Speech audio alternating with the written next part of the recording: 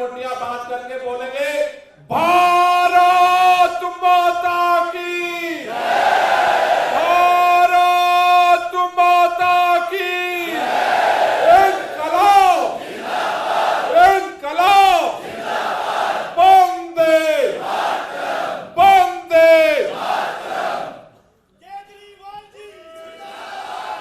दोस्तों, पूरे देश के अंदर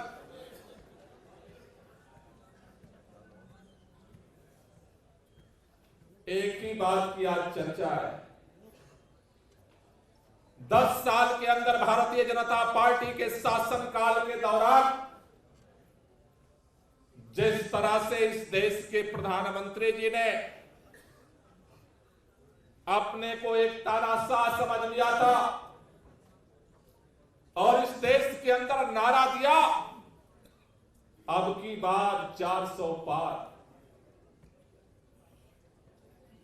8,000 करोड़ रुपए का चंदा, चंदा नहीं, धंधा करके लाया गया चंदा। इतना बड़ा संगठन, इतनी बड़ी ताकत, लेकिन इस लोकसभा चुनाव के अंदर देश के लोगों ने एक संदेश दिया है कि देश के अंदर कल भी संविधान जिंदा था, देश के अंदर कल भी लोकतंत्र जिंदा था, देश के अंदर आज भी संविधान जिंदा है, देश के अंदर आज भी लोकतंत्र जिंदा है। और कोई कितना भी बड़ा तानाशाह आ जाए, देश के अंदर कल भी संविधान और लोकतंत्र जिंदा रहेगा, इसको कोई खत्म नहीं कर सकता। देश के लोगों ने 400 पार तो छोड़ दीजिए, 300 पार भी भाजपा का सीट नहीं हो पाई। 300 पार छोड़ दीजिए, बहुमत के कांटे को भी भारतीय जनता पार्टी नहीं पार कर पाई। 250 पर जिस दिन काउंटिंग हो रही थी, आप सब भी टेलीविजन चैनल को देख रहे थे, भारतीय जनता पार्टी के नेता भी देख रहे थे, प्रधानमंत्री कार्यालय में भी लोग टकटकी लगाए देख रहे थे। 400 पार का नारा लगाने वाले 250 पार किसी तरह से भाजपा की सीट चली जाए, इसके लिए दुआएं मांग रहे थे। 400 पार का नारा लगाने वालों की, क्योंकि उस दिन जो काउंटिंग देख रहे थे, आपको याद होगा, कभी दिखाते थे 10 सीट आगे भाजपा, 255 हो गई, फिर 244 हो जाती, 266 हो गई, फिर 242 हो जाती, लेकिन आखिरकार में आकर के 250 पार का भी नौबत नहीं आई। साथियों, ये देश के लिए बहुत बड़ा फैसला है, क्योंकि इस चुनाव परिणाम आने से पहले पूरा देश इस बात से डरा हुआ था कि अगर 400 पार सीट अगर देश के अंदर भारतीय जनता पार्टी को मिल गई तो इस देश का संविधान नहीं बचेगा, इस देश का लोकतंत्र नहीं बचेगा। इसलिए मैं आपसे कहना चाहता हूं, हमारे साथियों ने भी आपसे बात की है, दिल्ली के अंदर 7 सीट हम लड़े थे, 7 सीट हम विपरीत परिस्थितियों में लड़े, 7 सीट हम हार गए, वोट प्रतिशत हमारा बढ़ा, लेकिन इस बार का चुनाव केवल सीटों के जीतने हारने का चुनाव नहीं था। इस बार देश के अंदर 2 लड़ाई चल रही थी।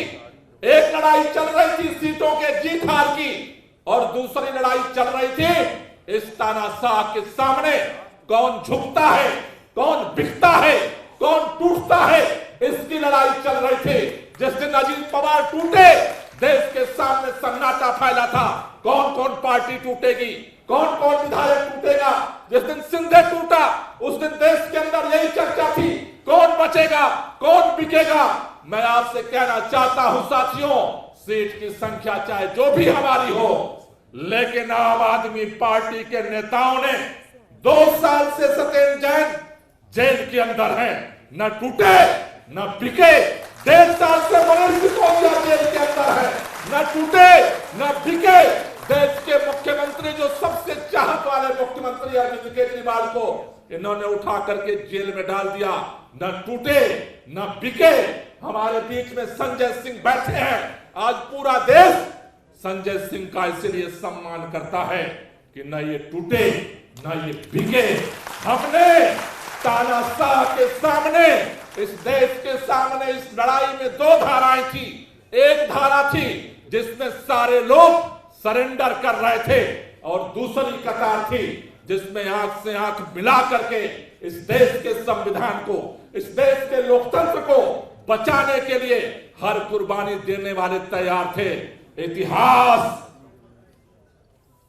जब भी लिखा जाएगा, इस पिछले 10 साल का ये लिखा जाएगा कि इस देश में पैसे के लालच में, एडीसीबीआई के दबाव में, जेल के डर से बहुत सारे नेता बिके, बहुत सारे नेता टूटे, बहुत सारे नेता डरे। लेकिन इस देश के अंदर क्रांतिकारियों की एक ऐसी भी पार्टी थी जो न बिकी, न रुकी, न झुकी और आगे लड़ाई को लड़ रही है। ये हमने जीत हासिल की।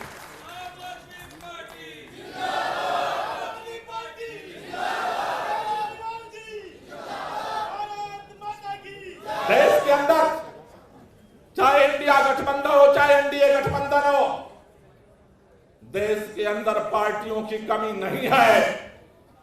लेकिन हां, इस देश का हर एक शख्स, चाहे गांव में रहने वाला किसान हो, देश के अंदर फैक्ट्रियों में काम करने वाला मजदूर हो, आदिवासी हो, जंगल में रहने वाला, इस देश का दलित हो, अल्पसंख्यक हो, महिलाएं हो, अगड़े हो, पिछड़े हो, इस बात पर फख्र करते हैं कि इस देश के अंदर ऐसे भी आज नेता पैदा हैं जिनको दुनिया की कोई भी सत्ता अपने लक्ष्य से, अपने ईमानदारी से हिला नहीं सकती है, डिगा नहीं सकती है।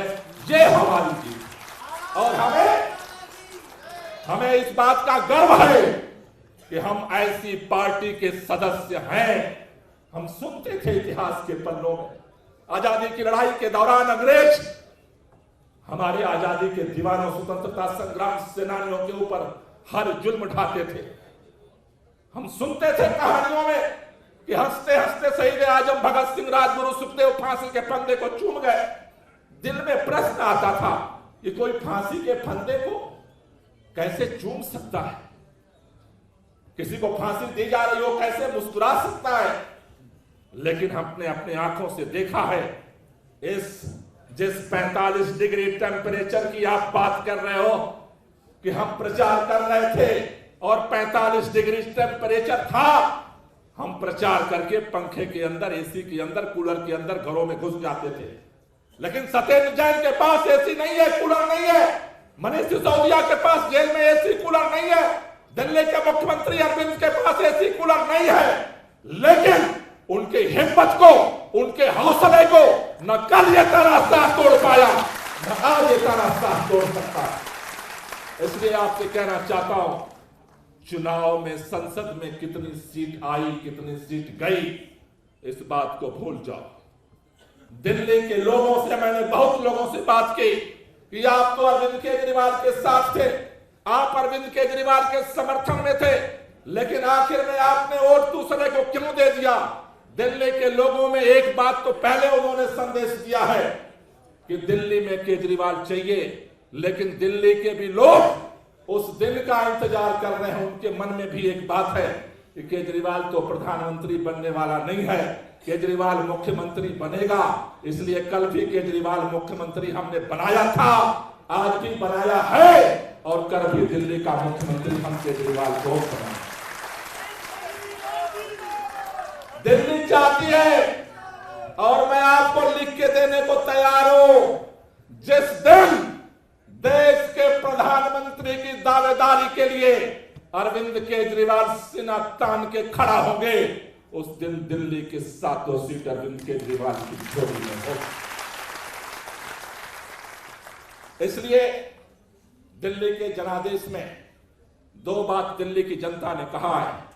जैसे देश की जनता ने कहा कि वो भाजपा को नहीं चाहती, दिल्ली की जनता ने एक बात कही है कि जैसे 3 बार से लोकसभा में हम भाजपा को जिता रहे हैं, उसी तरह से, उसी ट्रेंड के आधार पर दिल्ली के अंदर हमने अरविंद केजरीवाल को जिताया है और अरविंद केजरीवाल को फिर, ये पूरे दिल्ली की आवाज है।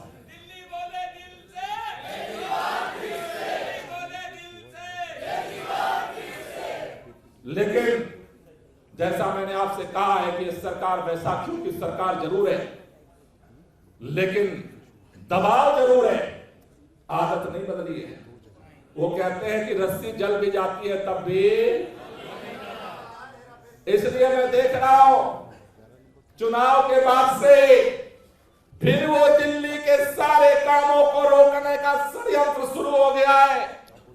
अभी ये पानी को लेकर के षड्यंत्र कर रहे हैं, फिर जब बारिश होगी तो बाढ़ को लेकर के षड्यंत्र करेंगे पिछली बार की तरह, फिर जब सर्दी आएगी तो प्रदूषण को लेकर के षड्यंत्र करेंगे। लेकिन कल भी हमारा एक ही नारा था, आज भी हमारा एक ही नारा है, वो हमें परेशान करते रहेंगे और हम आपके लिए काम करते रहेंगे। इसी सिद्धांत से हमें लड़ाई को आगे बढ़ाना है। आप सब लोगों ने जिस तरह से इस चुनाव में काम किया है, साथियों, इतनी विपरीत परिस्थिति आम आदमी पार्टी के लिए कभी नहीं आई। जंतर मंतर से जब हम लोगों ने आंदोलन शुरू किया, रामलीला मैदान पहुंचे, रामलीला मैदान के बाद आम आदमी पार्टी बनी, हमने लंबी यात्रा तय की है, कई चुनाव लड़ लिए। इतनी विपरीत परिस्थितियां हमारे सामने कभी नहीं आई। याद करो 21 मार्च को जब अरविंद केजरीवाल जी को गिरफ्तार किया था, इसी सभागार में उसके बाद हम इकट्ठा हुए थे। हमें यह समझ में नहीं आता था, भारतीय जनता पार्टी के नेता चारों तरफ घूम करके गली मोहल्ले में कहते थे अब आम आदमी पार्टी खत्म हो जाएगी, विधायक टूट जाएंगे, पार्षद भाग जाएंगे, कार्यकर्ता डर जाएंगे। हमने यही संकल्प लिया था और मैं आपको बधाई देना चाहता हूं, सलाम करना चाहता हूं दिल्ली के सभी पदाधिकारियों को, सभी कार्यकर्ताओं को, जिस चट्टानी एकता के साथ और हौसले के साथ आपने इस विपरीत परिस्थितियों में भारतीय जनता पार्टी का मुकाबला किया है। इस मुकाबले को जिंदगी भर याद रखेंगे। इतनी विपरीत परिस्थितियों में भी अगर कोई लड़ सकता है, वो सिर्फ और सिर्फ और सिर्फ आम आदमी पार्टी का कार्यकर्ता लड़ सकता है और कोई नहीं लड़ सकता, और किसी में ताकत नहीं है। आज देश के अंदर अगर भारतीय जनता पार्टी के 4 शीर्ष नेताओं को उठा करके जेल में डाल दिया जाए, भाजपा के लोग कहां भाग कर जाएंगे पता नहीं चलेगा। देश के अंदर किसी पार्टी की अगर ये स्थिति हो तो कब्र सीधी नहीं हो सकती थी। लेकिन मैं आप सबको इस बात के लिए बधाई देना चाहता हूं, आपने लड़ाई लड़ी है और लड़ाई ऐसी लड़ी है कि दुश्मन याद रखेगा जिंदगी भर कि हमने तो कमर तोड़ने के लिए ये सारा कुछ किया था। लेकिन ये आम आदमी पार्टी के कार्यकर्ता ऐसे हैं, उन्होंने और मजबूती के साथ अपनी कमर कस ली। चुनाव के दौरान हमारे कैंडिडेट्स ने जिस तरह से मेहनत की, हमारे सभी माननीय विधायकों ने की, सभी पार्षदों ने की। हमारे कैंडिडेट 4 सीट पर चुनाव लड़ रहे थे, लेकिन 3 लोकसभा क्षेत्र में हमारे कैंडिडेट नहीं थे। मैं चाहता हूं कि एक बार उन 3 लोकसभा क्षेत्रों के भी विधायक, पार्षद और सभी पदाधिकारियों के लिए एक ताली होनी चाहिए। वहां चुनाव हम नहीं लड़ रहे थे, लेकिन जिस शिद्दत के साथ अपनी अपनी विधानसभा, अपने अपने वार्ड, अपना लोकसभा छोड़ करके दिन रात जाकर के जहां भी संगठन ने ड्यूटी लगाई, आपने काम किया।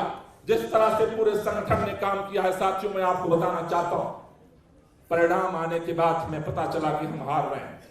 लेकिन सुबह जब भारतीय जनता पार्टी के नेता काउंटिंग कराने जा रहे थे, तब भी उनको भरोसा नहीं था कि हम चुनाव जीतेंगे या चुनाव हारेंगे, क्योंकि एग्जिट पोल का हकीकत उनको भी पता थी, उनको भी नहीं पता था। लेकिन दिल्ली की जनता का जो जनादेश है, सर झुका करके हम स्वीकार करते हैं।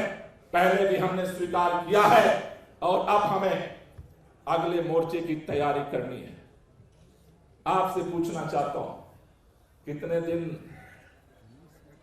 आप लोग छुट्टी चाहते हो? बस उसके बाद हम मिशन शुरू कर देंगे। कितने दिन की छुट्टी चाहिए बता दो। जिसको जिसको छुट्टी नहीं चाहिए वो दोनों हाथ ऊपर करके बता दो। किसी को नहीं चाहिए तो बता, जिसको जिसको चाहिए बता दो। तो कई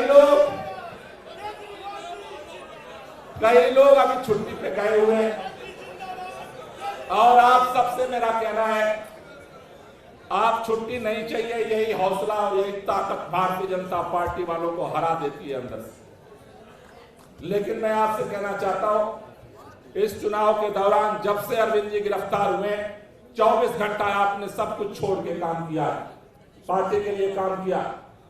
मेरा आप सबसे निवेदन है, ये जून का महीना गर्मी भी है, जून के महीने में जो भी व्यक्तिगत काम छूट गए थे उस काम को सब लोग पूरा कर लो। 1 जुलाई से दिल्ली में फिर केजरीवाल के नारे के साथ हम मैदान जंग में उतरेंगे।